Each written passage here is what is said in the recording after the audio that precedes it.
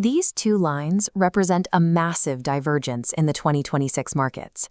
While the S&P 500 reached record highs, $2.8 billion plummeted out of Bitcoin ETFs in a historic 9-day outflow streak. At the same time, Microsoft is holding its largest Xbox showcase in years while refusing to share a single detail about its next-generation hardware, Project Helix. And over at Cape Canaveral, Amazon is launching satellites at a breakneck pace, racing to meet a strict FCC deadline to challenge SpaceX's dominance in orbit.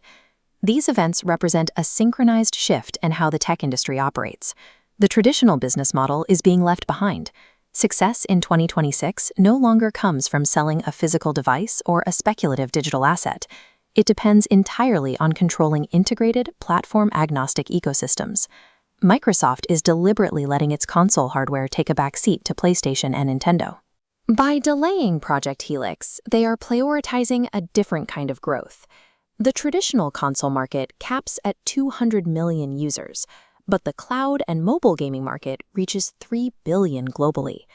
Focusing on Game Pass captures that larger audience, generating an estimated $18 to $24 billion in predictable, recurring revenue across any device. This strategy is so dominant that Microsoft now includes PlayStation and Nintendo logos in game reveals, signaling that their software is no longer tied to their own hardware. Microsoft is cannibalizing its own console sales because a high-margin software ecosystem provides a more durable financial future than a physical box. Amazon faces a similar hurdle in space. Starlink currently leads with over 6,000 active satellites, while Amazon is just beginning its initial production launches. To bridge this gap, Amazon is deploying its $2 trillion market cap. They can afford to absorb years of losses while they build out their orbital infrastructure. Their primary advantage is the ability to bundle satellite access directly with the global AWS network. A single orbit link can sync instantly with terrestrial data centers. This hybrid architecture is exactly what military and government organizations require, opening the door to a specialized market worth $50 billion.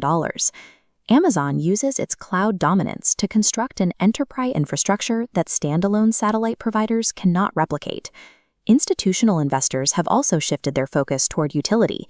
This explains why $2.8 billion rotated out of Bitcoin and moved directly into AI semiconductor companies like NVIDIA and AMD. As the digital gold narrative for Bitcoin stalled, investors looked for measurable cash flow.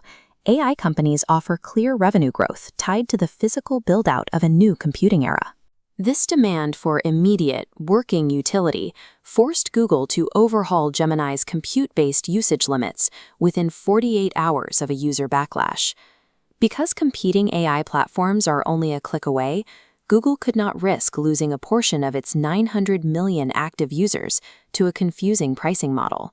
When switching costs are near zero, organizational agility becomes the only way to protect a user base from migrating to a competitor. Even physical hardware is being reshaped by this logic.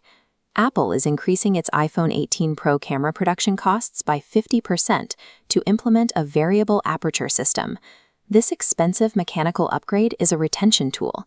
It ensures high-end users stay within Apple's high-margin software services rather than switching to an Android flagship. The modern market is no longer defined by isolated product specs. It is about the strength of the integration, linking satellites to the cloud or rival consoles to a single subscription. For the average consumer, this means buying fewer standalone gadgets and paying for a wider range of monthly service fees. Standalone technology products are increasingly susceptible to market shifts. The 2026 landscape shows that long-term stability is found only within a heavily integrated ecosystem.